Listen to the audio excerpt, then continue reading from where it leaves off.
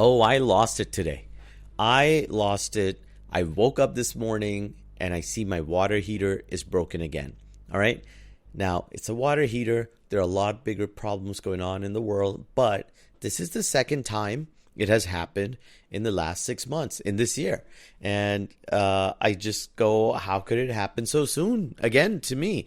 And I didn't lose it immediately at that. That was just a problem. I wasn't that fussed this time because the time it happened before, it was February, and obviously it was a bit cold, and you really need the water heater.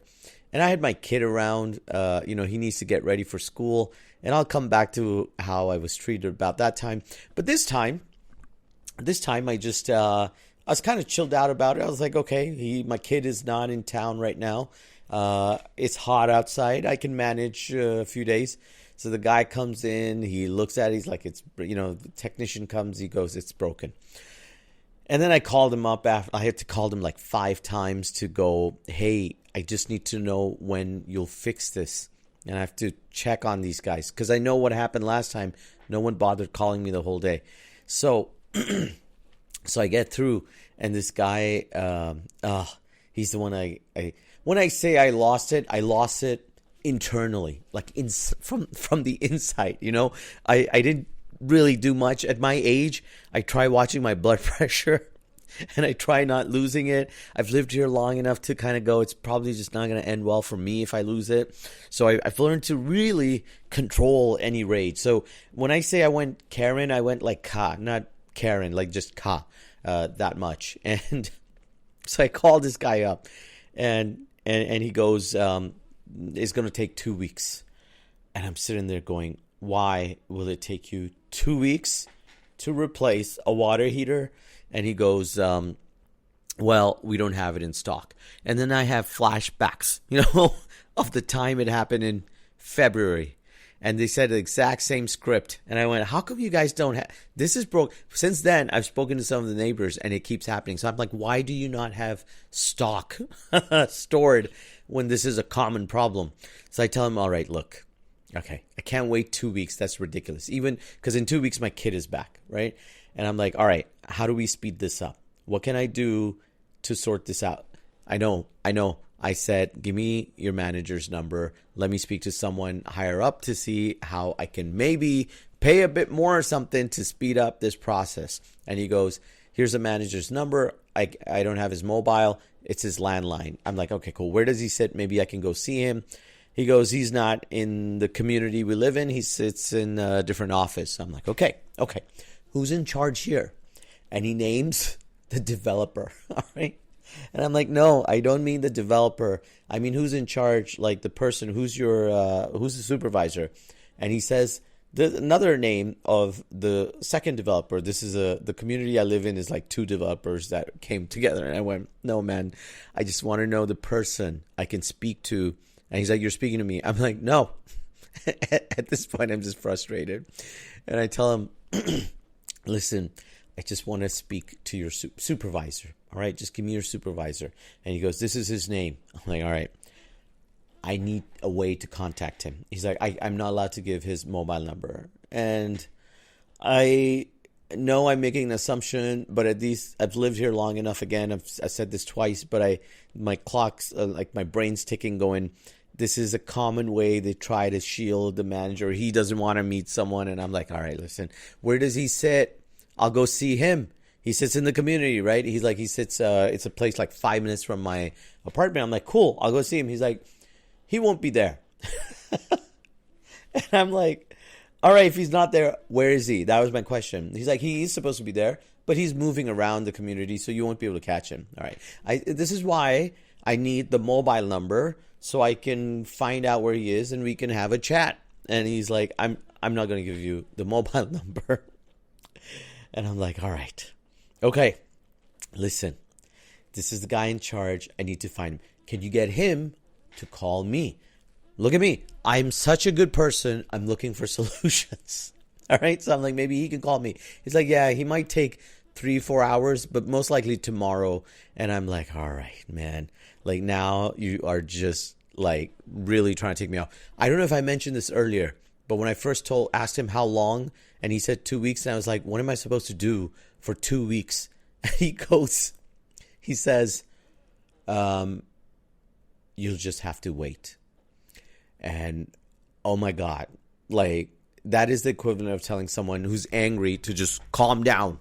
That's the best thing you can do. It's the worst thing you can do to someone is just say, calm down, my friend. And I was just, that's how it started. I didn't lose my shit. At this point, I'm just like, dude, just get the guy to call me, please. I just want to speak to someone and really figure out what's going on. Because I also, unfortunately, having dealt with them a few times, they're not really honest all the time here. And this is a general problem with the service. Like, I feel a lot of them try to shield and protect and not really just empathize with the person on the other line.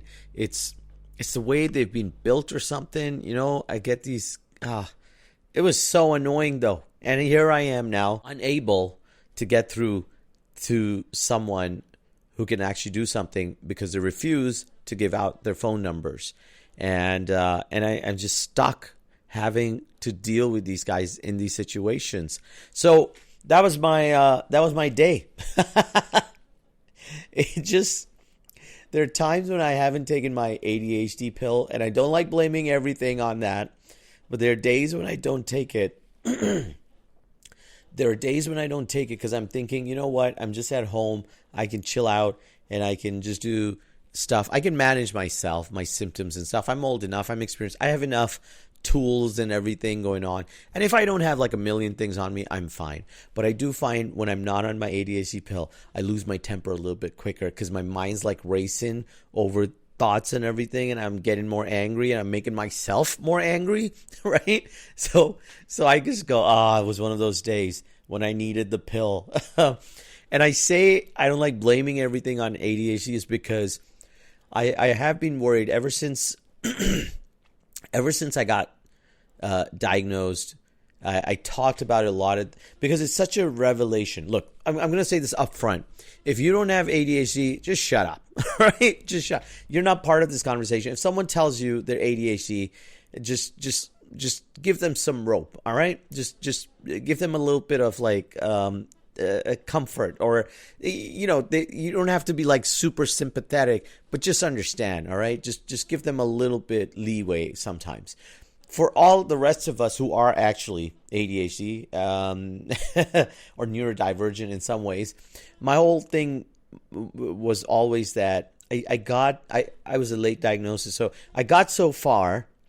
I should be able to get through my life. I've got enough like support systems around, and I always worry that will I turn this into a label of excuses, and that is my biggest worry. Or the other part of it was that. Or the other part of it is that I start thinking to myself that, it's who I am, and so it's an excuse for everything. And I am ADHD, but I'm also a lot of other things. And knowing something about myself, I just kind of sat there and went, well, how do I not turn this into like a thing about where I'm just talking about this aspect of me only. And also, not just that though, to become that guy, that guy who blames every situation that went wrong on the ADHD. It does have a big impact. I have seen a big difference in my life when I've learned to deal with it better, or be conscious of it, or even just have medical support or other tools that I use around much more vigilantly? No, that's not the word. More carefully. I'm just going to go with that. It's one of those days. See, I'm not on my pill. I find myself finding words harder as well sometimes. That might just be age. Anyway, I got a scratchy throat suddenly, and I think it was because I was at the theater yesterday and we're sanding the stage, and I had to run a workshop, and the guys they had hired for sanding didn't do it right. Oh my God. Today is just about complaining about service. And so I was there for 3 hours or so just inhaling it, and I feel it now, and I'm conscious. I'm thinking that's what it was. Anywho, why am I going off on a tangent? I just I just wish people would just get things done right and not fight about it. Look, mistakes happen. I make mistakes all the time. One of the things that really shocks me most, though, is the lack of people just apologizing. I know I over apologize and I could take away something from them, but I also feel like people don't apologize enough here, especially in the service sector. They just, it just reminds me, this was years ago. I think service here maybe has gotten better in certain places.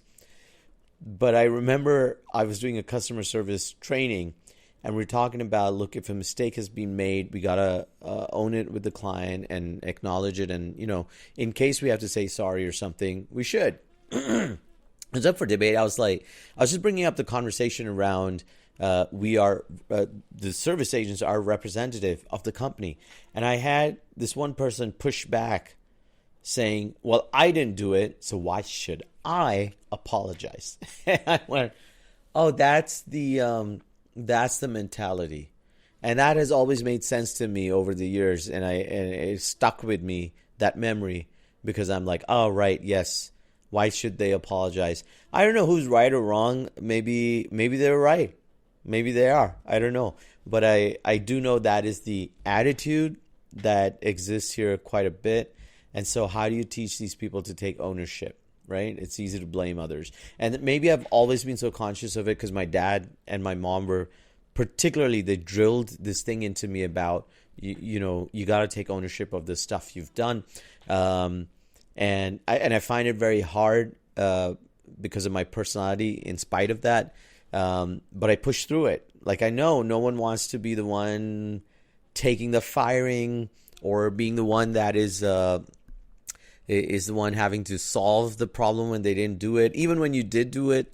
But yeah, like there's two ways you can have, two attitudes you can have about life and how you approach it. So, God, I didn't mean to become preachy about this stuff, but it's such a passionate thing for me. I don't know why.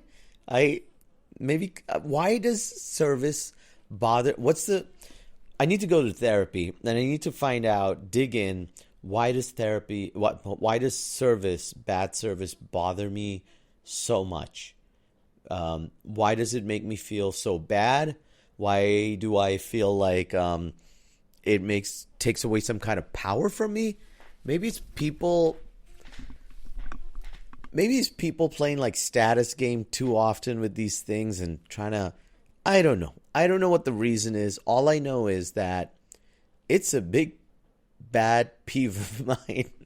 And there are probably some deeper reasons that exist in my childhood.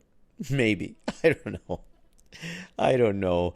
It's but I was just going off on a tangent again, but service wise, I don't know, where was I? I was talking about what was I talking about? I was on about my ADHD, and I think there you go.